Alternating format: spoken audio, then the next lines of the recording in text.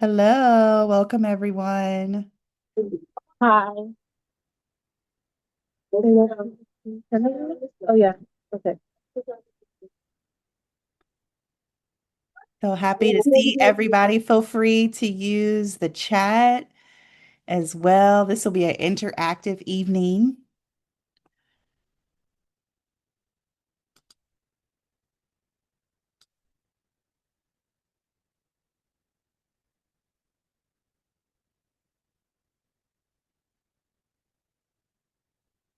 And Sydney, I'm going to make you a co-host just so as you see folks coming in, once I start talking, chatting it up, and forget about the waiting room, you can like let folks in as well.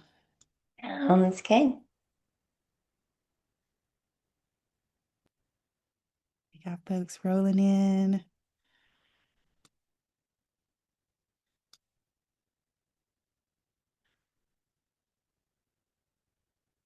Well, I'm going to get started right at 8:05 just to give a few more people an opportunity to log in. Thanks, Joy. What's up, Afros? Yes, I love it.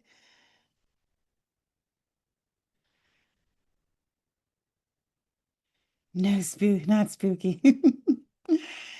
Hey.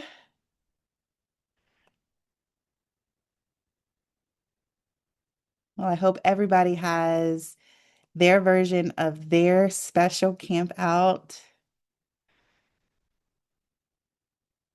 Yes, camp. Yep, they can definitely be a little spooky. Oh, and the canine camp outs. Oh, just that picture is just so cute. Look, I want to be them. That's like somebody create my little nice little palette. Pillows. Hello, Stacy.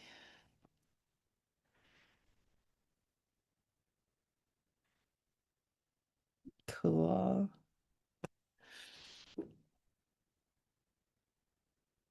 Absolutely, they do. The happiest campers.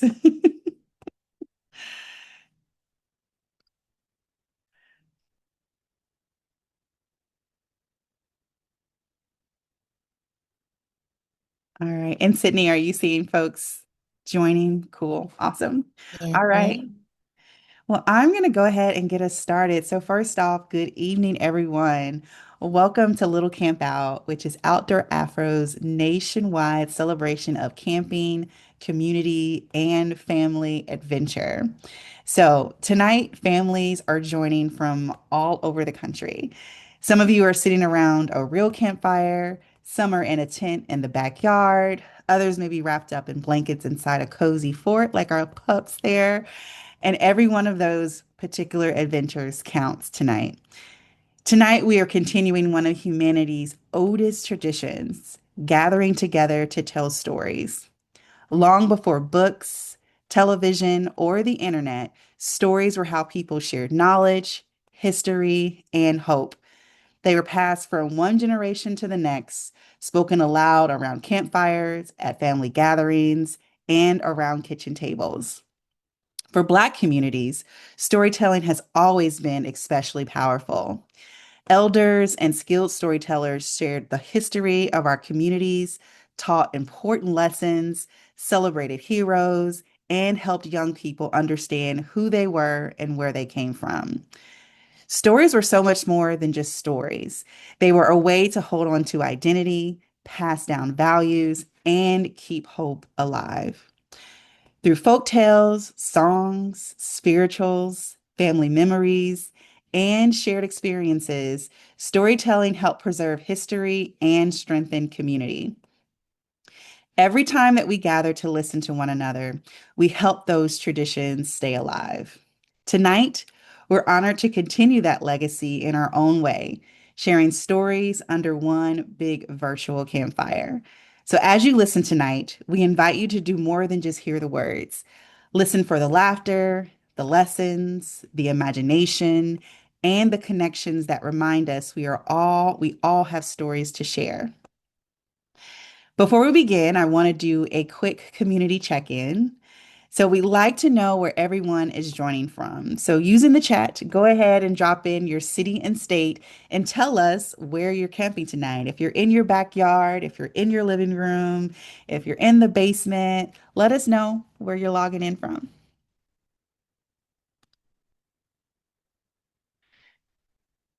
All right, we got Miss Ugochi, who's in H-Town, Texas. Ooh, a reading nook. That is, yes, that is on my list of things to create is a reading nook. We got Bianca from Anchorage, Alaska. Who else is with us? Where are you camping? Washington, D.C. in the basement. Thanks so much, Freeman. Living room fort. We got Nas and TT. Welcome, Nas and TT. We got Juna in DC. We got Danae in Philly checking in from the backyard. Yes, I love it. We got Y Chisholm from the American Canyon, California, camping in the living room with the kids. Love that. Hey, kids.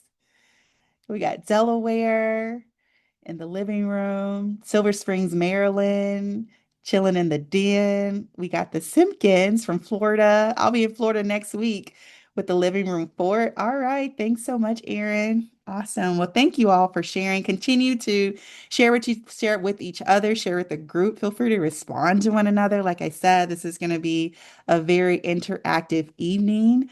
But thank you so much for letting us know where you are logging in from. I just love to see that we are literally coming in from all over the world. So thank you for that.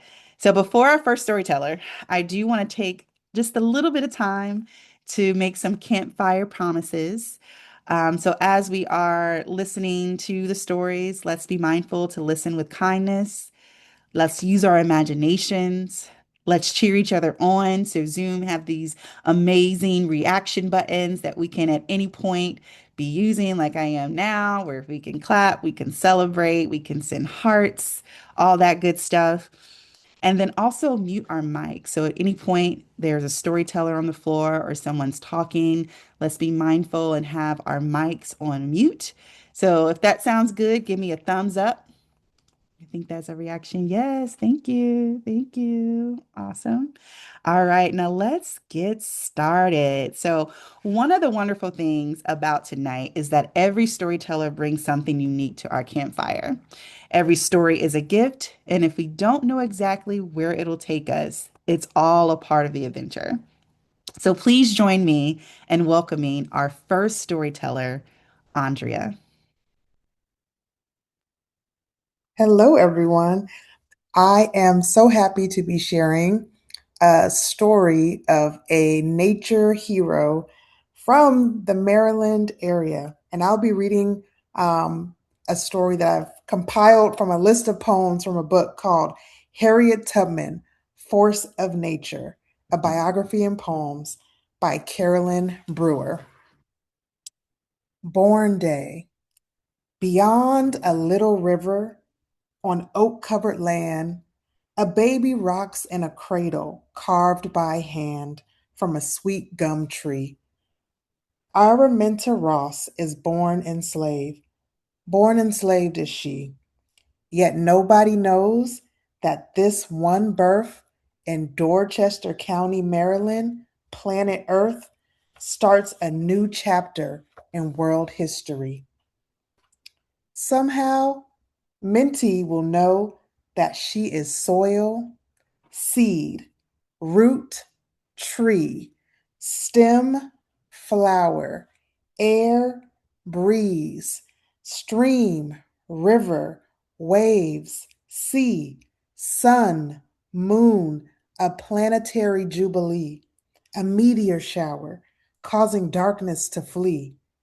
Same as the eagles, she was born free, the way God intended all of nature to be. Traveling at night, Harriet changed her name in her 20s to her mom's name. Traveling at night, Harriet reads the sky. Since childhood, she held its brilliance in her eyes. Among the trillions of stars way up, Harriet spies the edge of the Big Dipper's cup. pointing down to Polaris, the North Star, which shows the way to go wherever we are. It always beams from roughly the same place, blanketing Harriet with a feeling of grace. She knows that the star's light will escort her to freedom's delight. After 3 weeks on the run, Harriet's feet are about done. Her belly growls, sleep barks and howls, her body begs to be scrubbed to soak way down deep in a tub. A grassy meadow appears. A voice calls, "Enter here, my dear." Stepping on Pennsylvania free land, basking in the sun's warm golden strands, Harriet takes a fresh look at her hands, asks if she's still the same woman, and whether that's heaven across the field. Yes, Harriet's feet are beat, but her soul is happy and healed. From the dawn of her life, Harriet knew that she was meant to be soil, seed, root, tree, stem, flower, air, breeze, stream, river, waves, sea, sun, moon, a planetary jubilee, a meteor shower causing darkness to flee. Same as the eagles, she was born free, the way God intended all of nature to be. Thank you, everyone. Harriet Tubman, Force of Nature. Awesome. I just love that. I love that story. That was the first time that I've heard that. And I love how they mix the history with nature. Like that was just really beautiful. It has beautiful illustrations too, if you get the Oh, physical book. so yes, put the book in the chat Yes, so I will. mom and dad can get the books. Look, I'm probably gonna get the book. I'm probably gonna get the book myself. All right, so let's give a round of applause for Andrea. And you're joining us from Maryland, right? Yes, yes, Yes. yes. So give it up for Andrea in Maryland for sharing that story. All right. Well, our next storyteller gets settled. Kids and grown-ups too.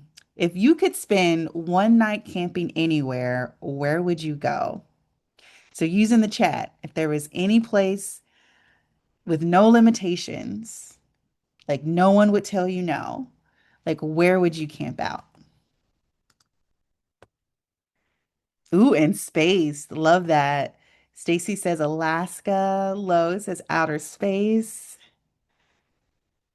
Anybody else? Where could you camp if you did not have to worry about anything? Periods of Nubia. Awesome. Wherever it's dark enough to see most stars. Ooh, yes. I love that. I feel like there's somebody on that would know where that place is located. I feel like they could tell us. All right, we got Bernice that says Alaska. All right, one more. You could camp anywhere or near the beach. I do want to do beach camping. I fall asleep on the beach all the time, but I've never officially done an intentional camp out on the beach. I love that. Thanks for sharing.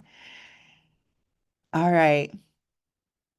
So, every family has stories. Every community has stories. And tonight we're building one big campfire full of them.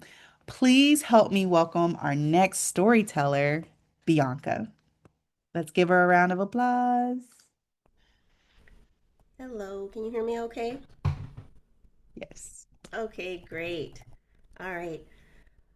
My first solo camping trip really humbled me. It was 8 years ago, and I was living in Minnesota. I had been camping with one of my friends. She brought all the skills, she brought all the equipment, and all I had to do was show up and learn and enjoy myself.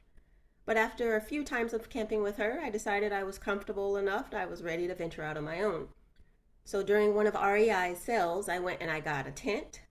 And then I went on the Minnesota State Park website and I booked a drive-in site at Wild River State Park. Well, I was very nervous. I was also excited. This was my first time really doing anything outside by myself or really outside at all before I even moved to Minnesota. When the day came for me to go camping, I didn't plan really well, didn't plan my time really well, so I left a little later than I had planned. By the time I got to the campsite, the sun was starting to set. It was starting to get dark, so I threw on my headlamp. I got all my stuff out the car. I started to put the stakes down, put the tent up, and I noticed it's getting darker and darker. So I was like, okay, I got to speed up this process because I don't want to be in the dark putting up this tent because I don't really know what I'm doing actually. Then I start to put up the rain cover, putting the stakes in, and it's getting darker and darker, and then it starts to rain.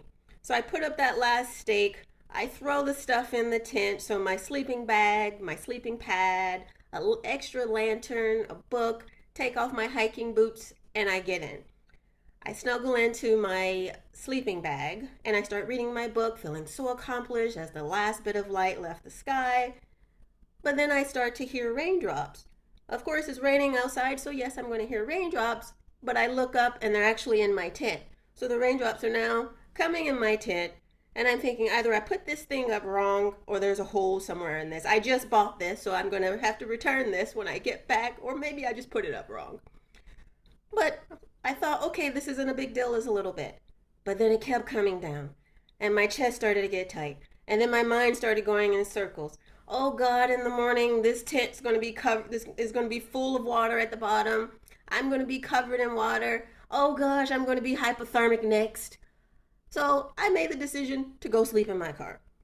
I got the stuff out the tent. I went to my trunk, threw the stuff in the trunk, closed the trunk, and I go to open my back seat and realize all I have in my hand is my phone. I don't have my car keys. And then I thought, okay, what am I going to do now? See, I had a very base model of a Nissan Versa, so I didn't have the electronic key fob, so opening the trunk did not open the doors. So I had to do that manually. But now I thought, okay, I'm locked out. I can't call anybody because I don't have any service. I don't have my GPS, so I don't know how to get out of here.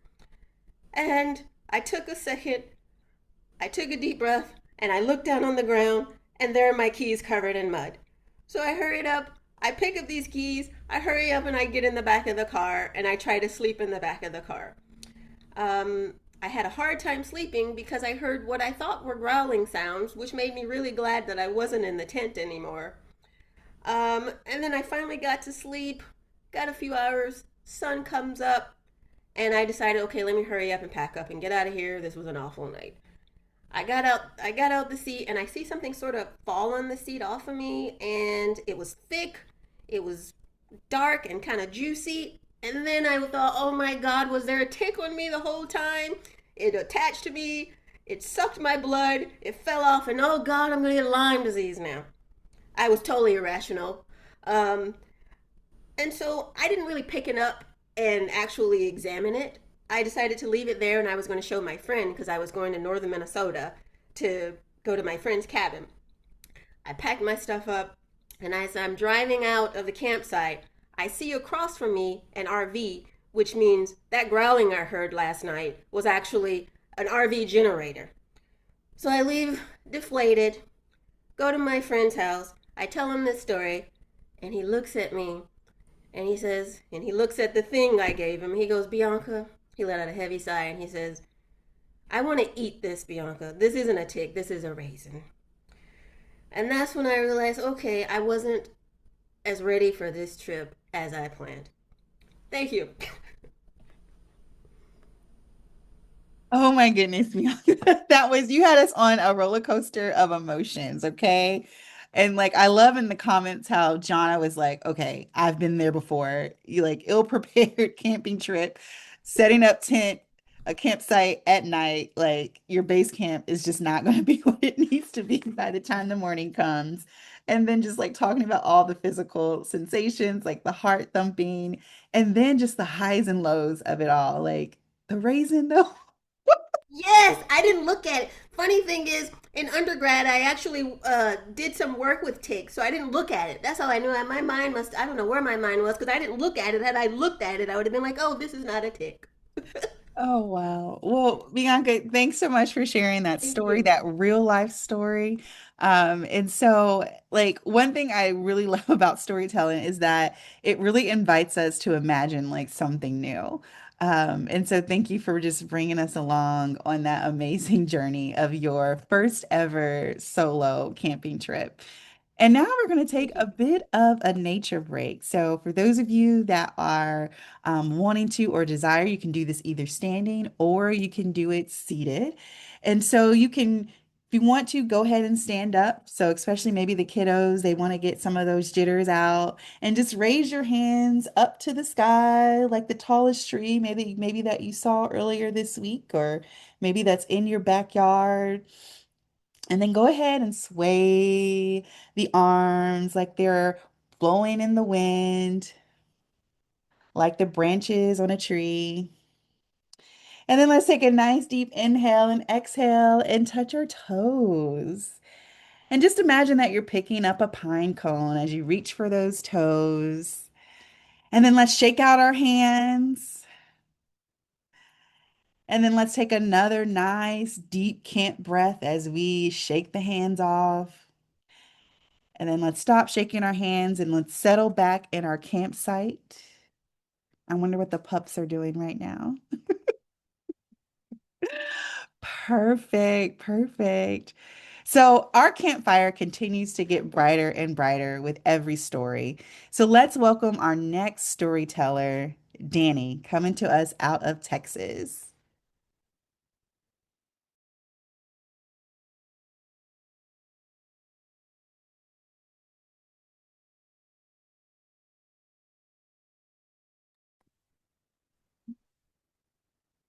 Hello,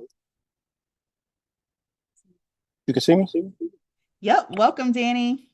Hello, I can't see me. One second. Can't see me. We could definitely see you. There is a little bit of feedback, though, as if there may be multiple mics in the area, but we can see the What did tree. I do here? I have to turn this off. Okay. I have to turn this off. Okay. Okay. Yeah. Uh my wife helping me. Can you turn off for a second? I got to show off here. Can you turn off for a second? Hello. Okay. I still don't see me. Oh, there. Oh. Hello. Hello. Can you hear me? Yes, we can hear you You can hear me perfectly. well. Yes. Okay. Right now it is not exactly dark in Texas. I'm about to go on a little trip here. Actually, I'm going to take you on a little tour in the backyard. My story starts off with about the age of 5. I used to actually make igloos in upstate New York. That was my thing. That's how I got started kind of with the outdoors. Loving life. It snowed up there a lot. From there, my most recent adventure was actually kayaking on the Atlantic at 60 plus. We'll leave it at that. So anyway, I'm gonna start you off with a fire, and I'm gonna make my way into. I don't know. Can you guys see that? Yes, we can see it. Okay, I kind of kicked off with that, and I'm gonna go inside the little structure that I built somewhat. Are you with me so far? Yes. Okay, this would be something that I would work with later on if we want to put a meal together. Like I said, this is backyard. This is the corner of the backyard in Central Texas. And I put a couple of tikis up as well, Oh, if you can see cool. that. All right. Now we're gonna go in, if you don't mind, we're gonna meet up with my wife, Jermaine. All right. Here we go. All right. Let's see. Hello. We're together now. Okay. What's going on? Yeah. Okay. Okay. What's going on is I'm actually trying to show you one of the structures slash it's a tree house. It's considered a tree house technically, and I'm going to be using this, which is a minute and 15-minute counter. I could try to keep time somewhat. I'm sure I've probably went at least two minutes by now. But anyway, this is going to be fast.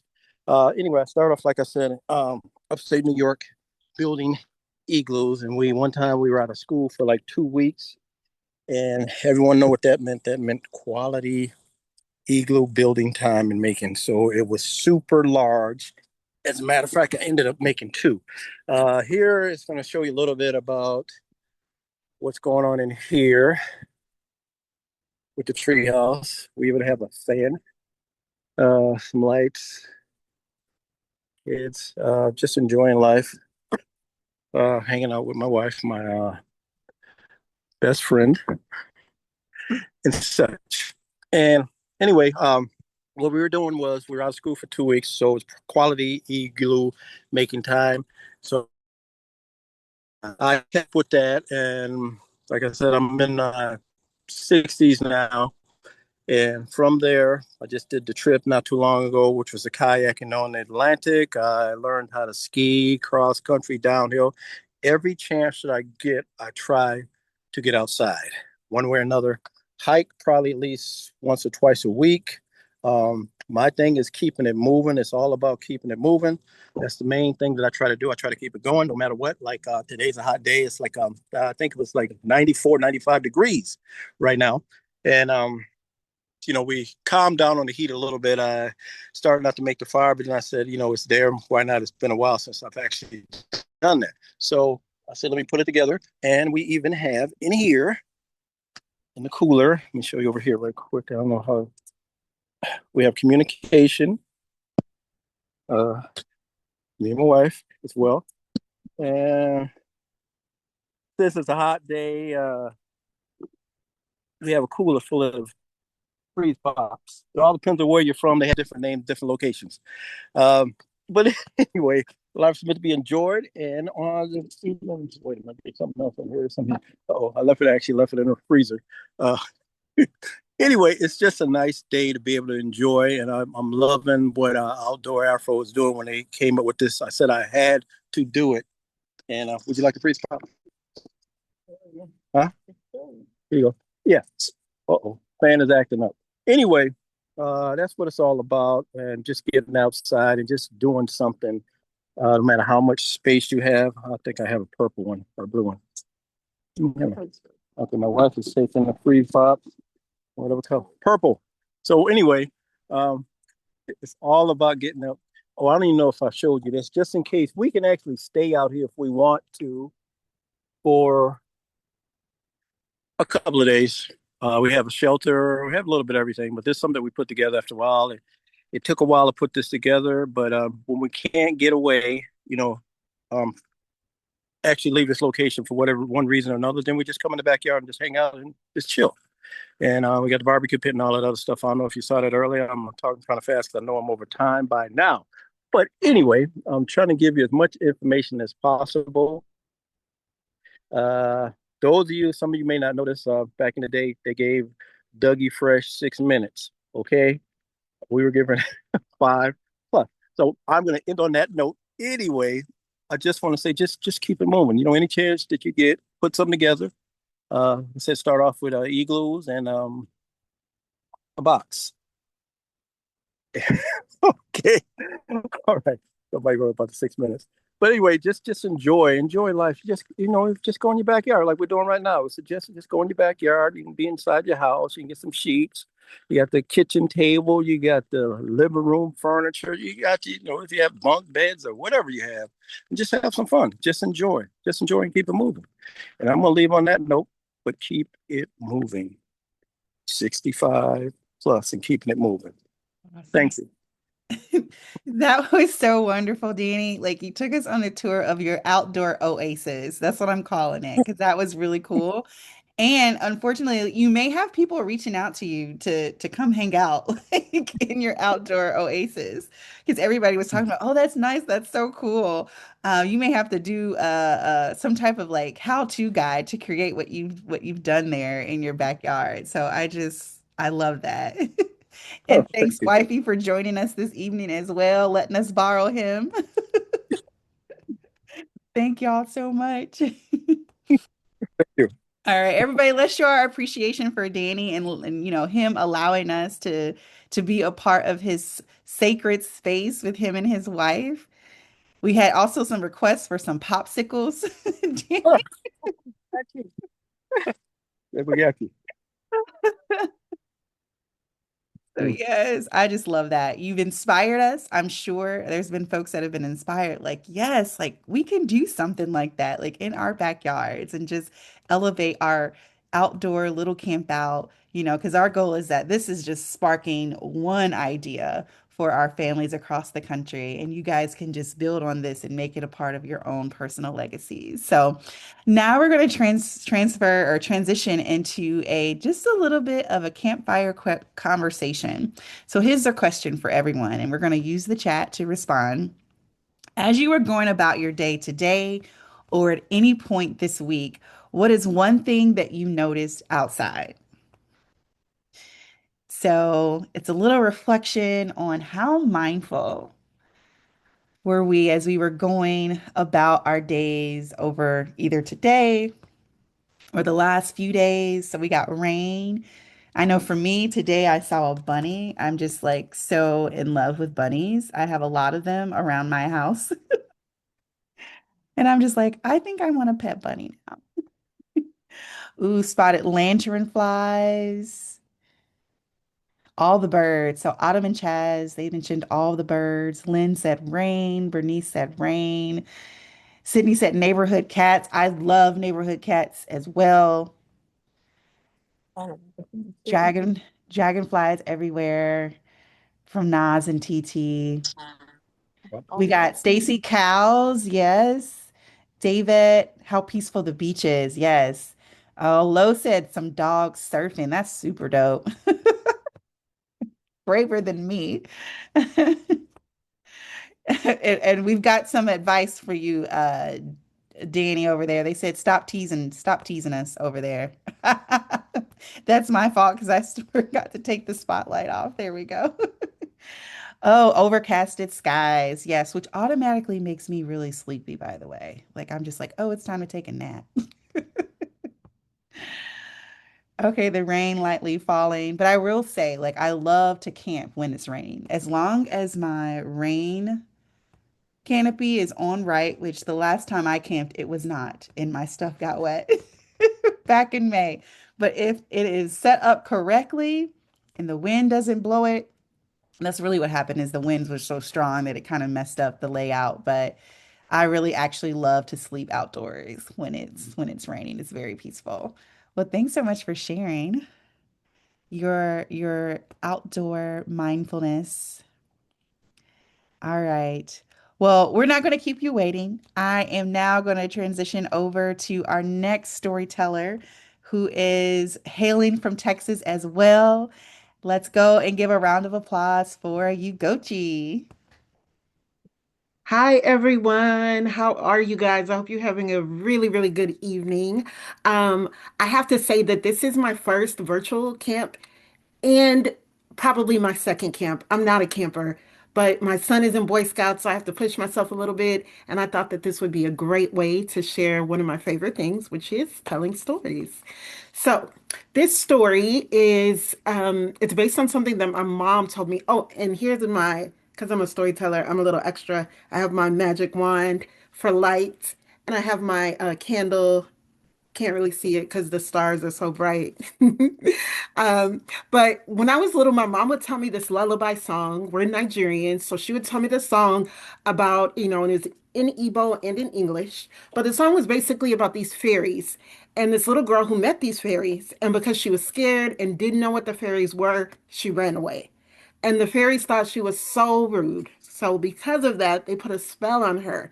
And she grew up with no friends. And I remember thinking that story was funny as a kid and cute. But then as I got older, I was like, I wonder what was the origin of this story? Where did this come from? Why were these fairies at her house? So I made up this story, kind of a backstory of the poem that my mom shared with me.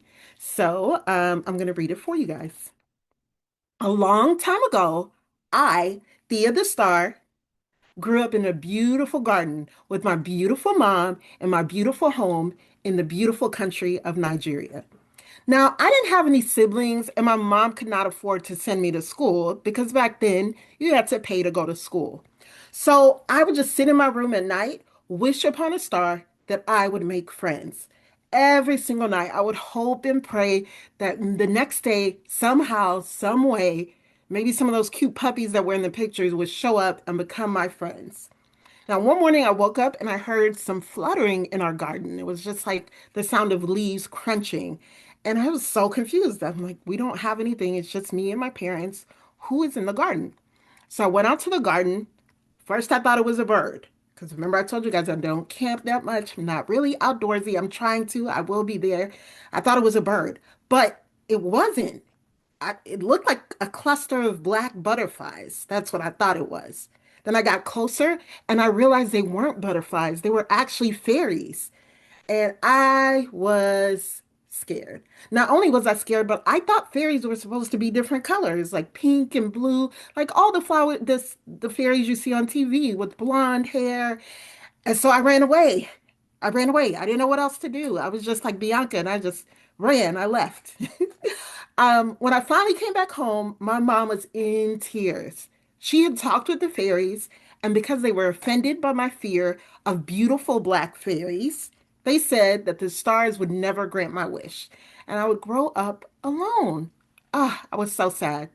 Now, I did grow up, obviously, and because I started to learn how beautiful black is, I started wearing black every day. You can see I have black on right now. I color with the black crayons, even if it's a picture of a rainbow. I'm going to add black in there somehow. I write with black ink. I love writing, so I always have black ink. I know now that black is beautiful, and I hope the fairies know that too. But now that I have my own family, I hope all of my kids, and I'm a teacher, so I hope my students know that black is beautiful. So while I'm wearing black everywhere and celebrating the beauty of black, you guys won't believe what just happened.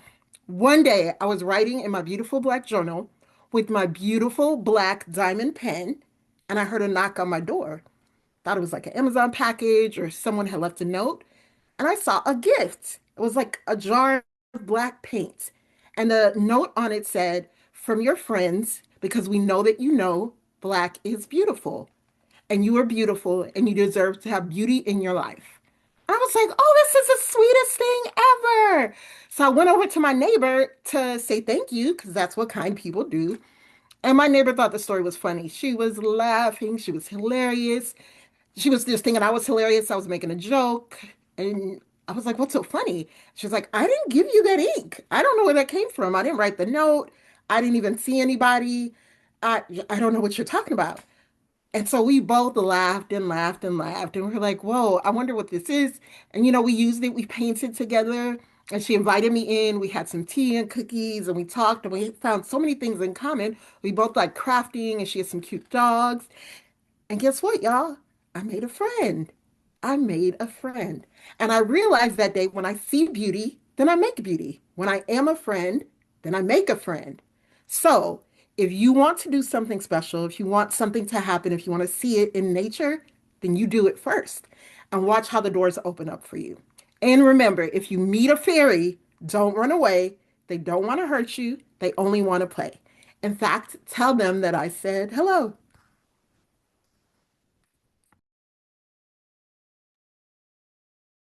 That was so beautiful, Yugochi. Like, I just love that story.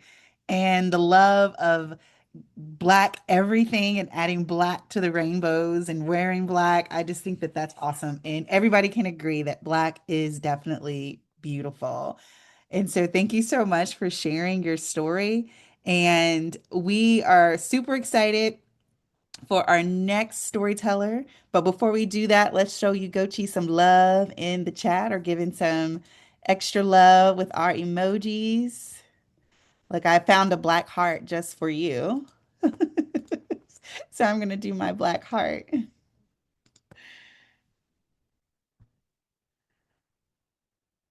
Beautiful. Thank you guys so much. All right. And so now, please help me welcome our final storyteller for this evening. And super excited for her to close us out tonight. And I'm going to throw it over to Bernice. Hello, everyone. Are you able to hear me okay? Yes, you sound great. Perfect. So let's go dark and use our imagination. This story is called Girls Love Camping Too. This is a story about me and my big sister from long ago, over 50 years ago. I was about 8 years old, and my sister was 10 years older. She was such a wise person at 18, where she had camped all over. I had only camped in our family's backyard. When we moved from the farm to the city suburb, life changed. The stories she told me of her amazing camping trips helped save camping food from the possums, the raccoons, and the bears. Suburbs. She scared me with friends, and they found vines. The brave daredevil she was known to be swung from that rope from a boulder and leaped off into the arms of her friends. Scary. I would never do that. She told me of the fishing she used to do with just a pole and fishing line and slivers of hot dogs. She said she caught fish that were huge. She showed me a picture of her pulling out the fish's innards and how she threw that fish flat open on the campfire grill. She said the big mouth bass was the best fish she ever had. She said you have to watch out for bones. Her way was to feel the pieces before she ate them. But sometimes those tiny bones she missed. But she would use her tongue to feel for bones before she swallowed. I would really yummy. I could really use some big mouth bass right now. Like my big sister, I like the idea of camping. But because I'm in the city, I have to do it my way. When I was 12, I went on my first camp adventure. First, I marched up and down the city block, letting all the neighbors know I was going backyard camping. I was wishing I could fish too. Neighbor Johnson looked at me as he pruned his prized rose bushes and said, "Kiddo, I have a pond with goldfish. If you sneak over in the night of your camping trip, there will be sushi consequences that you will never forget. Remember, I have a no fishing zone sign." I immediately ran home to ask my mom, what are sushi consequences? I did not like the raw answer that she gave me. It was neighbor Johnson who made me aware I could have a great time camping without fishing. Today, it is raining. The first time I went camping, it was raining cats and dogs and toads from the afternoon to the midnight.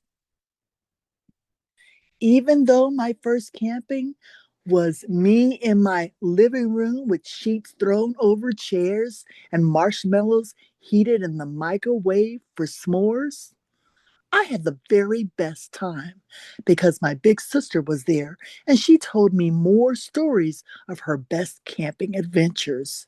She even said one time when she went camping, her whole camping trip was in a van because there was so much rain for a week. So, lastly, I do remember when I was 12 years old I prepared for a camping. No, no, this was when I was 13 years old. I prepared for a camping trip by storing up food in my tummy like a chipmunk does in his cheeks, just in case there was rain. I had had an extra super large double chocolate chip ice cream with vanilla whipped cream and cherry on top after already having eaten a macho taco with extra guacamole and a large ice cold glass of vitamin D dark chocolate flavored milk. For some reason, my mom thought I needed a bucket in my tent. The end.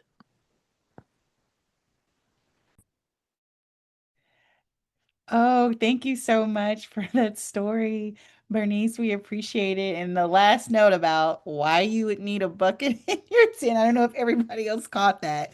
Yeah, I would agree. But I did say I put in the chat, okay, this is making me hungry though. So thank you, Bernice, so much. It was a wonderful way to end our storytelling adventure.